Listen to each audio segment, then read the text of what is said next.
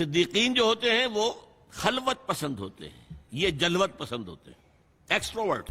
محفل میں یہ خوش رہیں گے، اکیلا پن ان کو بہت بھاری گزرتا ہے۔ یہ لوگ چونکہ غور و فکر کے عادی نہیں ہوتے اور کچھ اپنے معاشرے کے تعصبات کا ان کے اوپر غلبہ ہوتا ہے، انہیں نبی کی دعوت کو سمجھنے میں دیر لگ جاتی ہے۔ اب اس کی سب سے بڑی مثال دے رہا ہوں، حضرت حمزہ انتہائی محبت کرتے ہیں حضور سے، چچا بھتیجے کا رشتہ بھی ہے، خالہ زاد بھائی بھی ہیں، دودھ شریک بھائی بھی ہیں، ساتھ کے کھیلے ہم جولی بھی ہیں، کہ 6 سال بیت گئے ہیں، سوچا ہی نہیں بھتیجا کیا کہہ رہا ہے، سوچا ہی نہیں۔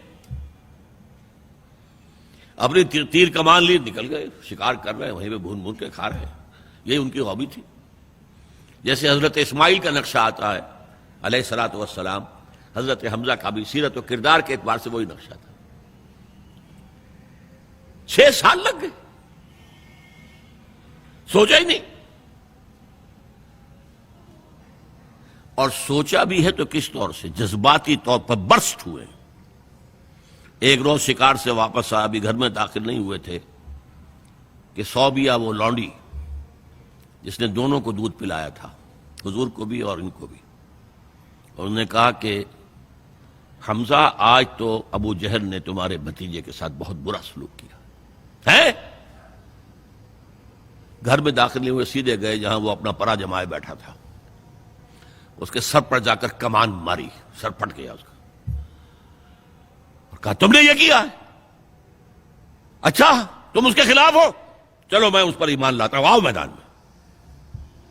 جذباتی انداز میں، یہ غور و فکر کا معاملہ نہیں تھا، جذباتی تھا۔ یہی معاملہ حضرت عمر کا ہے، تلوار لے کر نکلے ہیں، ننگی تلوار، آج تو گردن اڑا کے آؤں گا محمد کی صلی اللہ علیہ وسلم۔ یہ کل کل کل کل ہر گھر میں لڑائی ہے، اولاد ماں باپ سے جدا ہو گئی، بھائی بھائی سے کٹ گیا، بہن بھائی سے جدا ہو گیا، شوہر بیوی سے، بیوی شوہر سے جدا ہو گئی۔ یہ محمد نے کیا ہمارے معاشرے کے ساتھ کیا ہے صلی اللہ علیہ وسلم، وفداہ آباؤنا و امہاتنا۔ لہذا آج تو قصہ پاک کر کے آؤں گا۔ وہ بھی اسی طرح کے تھے، پہلوان قسم کے آدمی، ادھر اس کو کندھا مارا، ادھر اس سے لڑے، ادھر اس سے کشتی کر رہے ہیں، اس طرح کے آدمی تھے۔ اب حضرت حذیفہ درمیان میں مل گئے،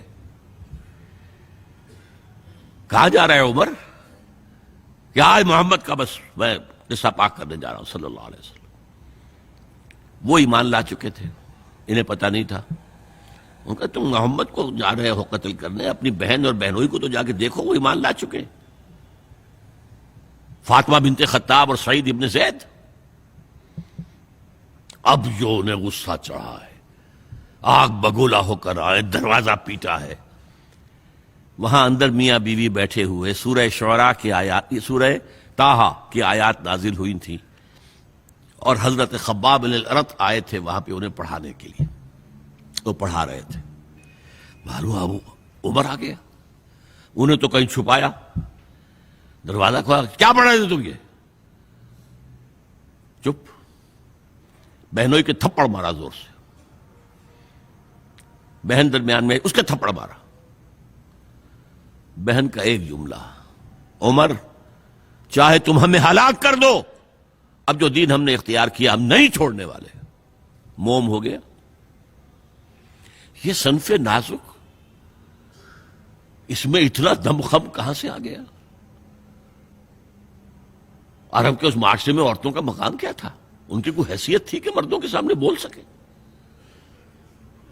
اچھا کیا پڑھ رہے تھے مجھے بتاؤ؟ نہیں تم نجس ہو، وہ کلام پاک ہے، تم نہیں پڑھ سکتے، نہاؤ، غسل کرایا، پھر سورہ طٰہٰ کی آیات پڑھی، ایمان لے آئے۔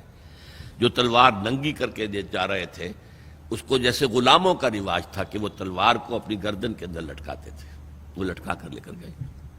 تو یہ شہداء ہے۔ ہماری امت کے عظیم ترین صدیق ابو بکر اور عثمان رضی اللہ تعالی عنہما، اور عظیم ترین شہداء حمزہ اور عمر رضی اللہ تعالی عنہ۔ اب آئیے آخری مرحلہ میری گفتگو کا، جن لوگوں نے حضور کا ساتھ دیا اور ساتھ دینے میں یہ شہداء آگے نکل جاتے، صدیقین پیچھے رہ جاتے.